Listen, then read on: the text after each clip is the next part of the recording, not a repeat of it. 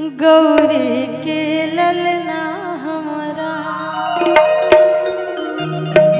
कहल जाओ कि मंगल के दाता रउआ बिगड़ी बनाई जी।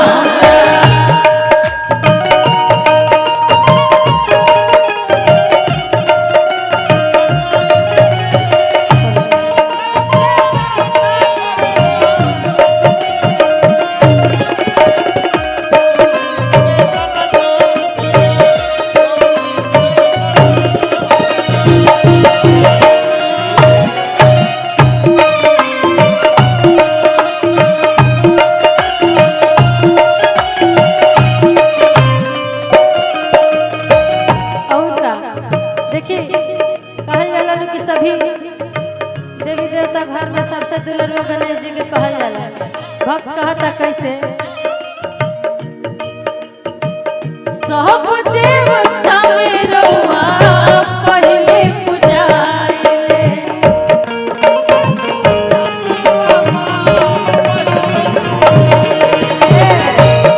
हम चाहब कि साउंड वाले भैया कोरस वाले माइक के तनी वोकल बढ़ा दी।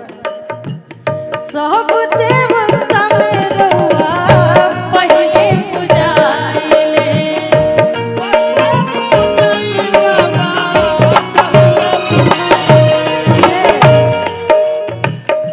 भक्तन के टेर सुनी मेरे ना लगाई।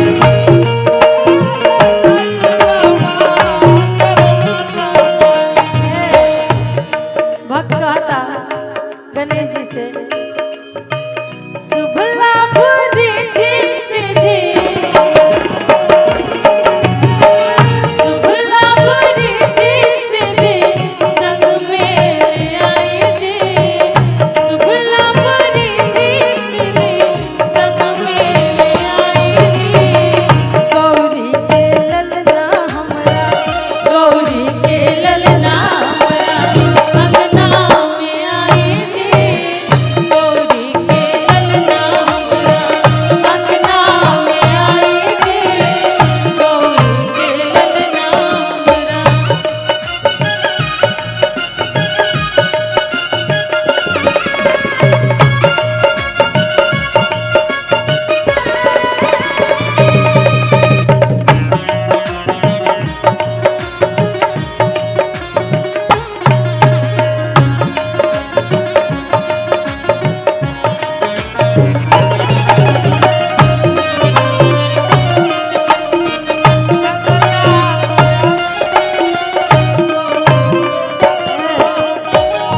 अरे ही में एगो भजन जौन हमने के गाई ले जाए का भोकल। हाँ भैया सामने वाले मॉनिटर में बढ़ा दिए हमारों ने के सुना जब म्यूजिक बाजता। जगदम्बा घर में दियरा बार आई है। जगदम्बा घर में दियरा मैया की आरती, मैया की आरती उतार आई है। जगदारन घर में दिया बार आई है। जगदम्बा घर में दिया।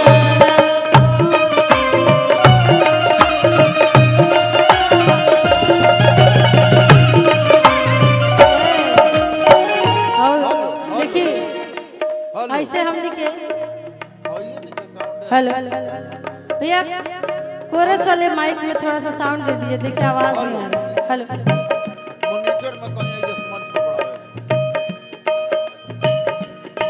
तनी सुमिरन में आजा महतरिया, तनी सुमिरन में आजा महतरिया। चलका तोहार कर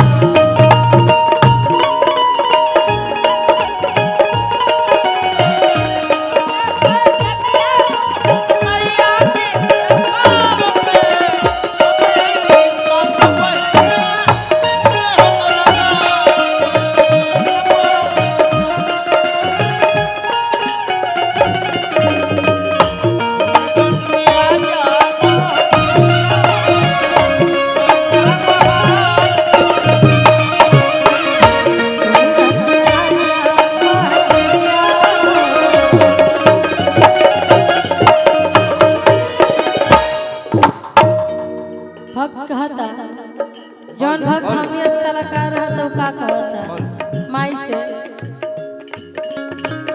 सुरबन साजबा बिगड़ल आवाजबा ए भैया कहता भक्त कैसे तोहरे कृपा से मैया जानत समाजबा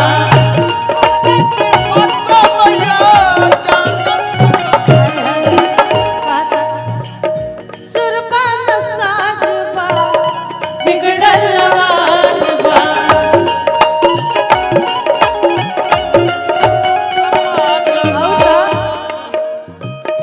तोहरे कृपा से मैया जानत समाजबा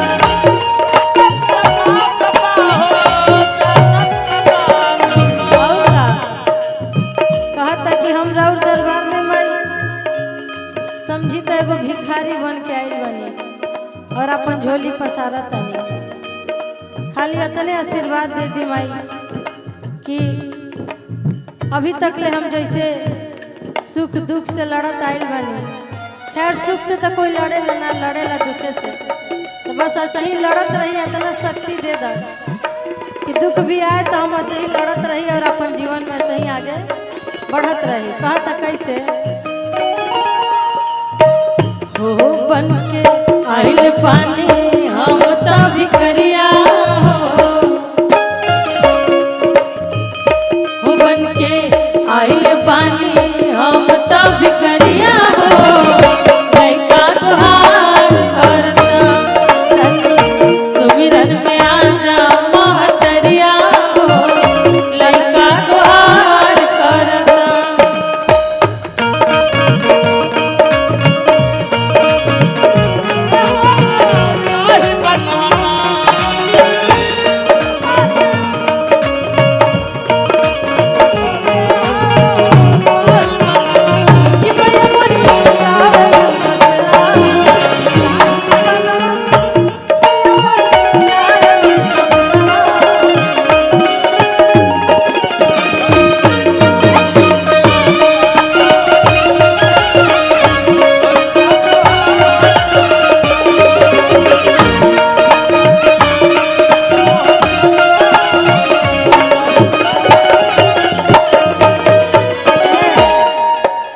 और जब अतनो कहला पर आग्रह कैला पर मैया नहीं है तो भक्त का कही भक्त जिदी आइए जाई कहता भक्त कैसे आवे के परी मैया आवे के परी तोहरा आवे के परी आवे के परी मैया आवे के परी तोहरा आवे जब आया जब आया गाना में हिवतिया पारी हो भवानी मैया आवे के परी जब आया गाना में हिवतिया पारी हो भवानी मैया आवे के परी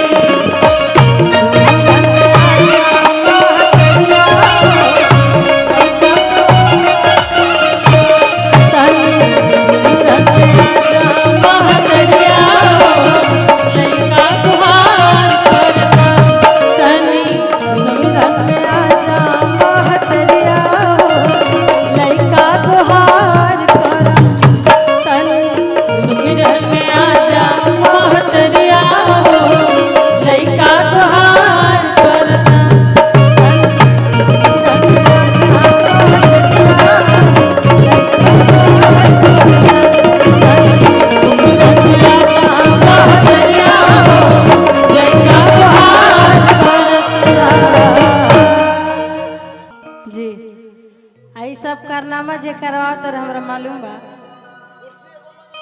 हाँ बिठा दो ताई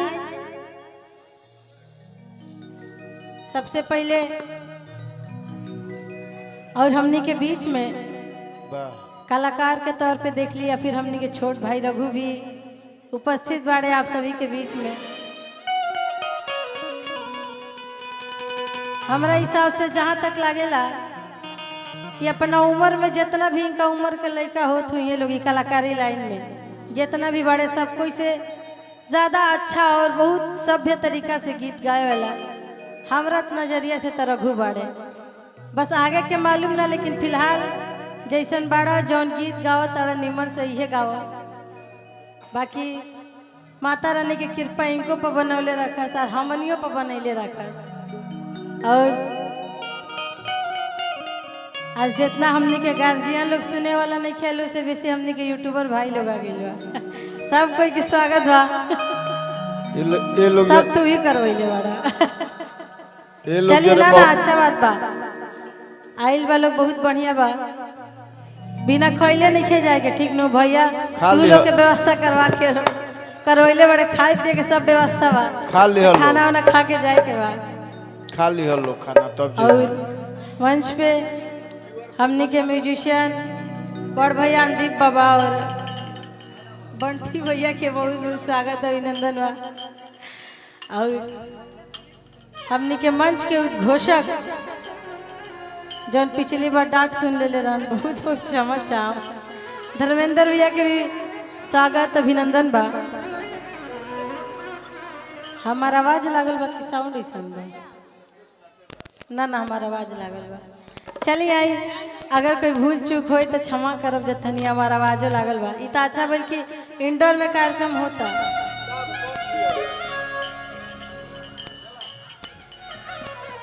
चलिए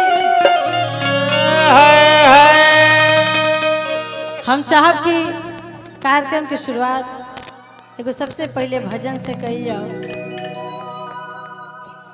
और भजन के बाद सोहर मंगल गीत आ जेकर जेकर नाम हमारा बिहाइल बहु के स्वागत अभिनंदन भी करे के बा।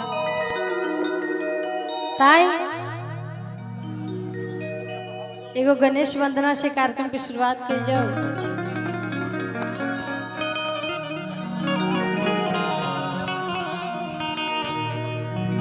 और ओकरा बाद अभियान बाबू खातिर कुछ बबुआ से भेंट मुलाकात तो भइल ना, शायद केक को कटा गई बा पहले ही। लेट हमने के नहीं जकले, हमने के आके वेट करत रही जा।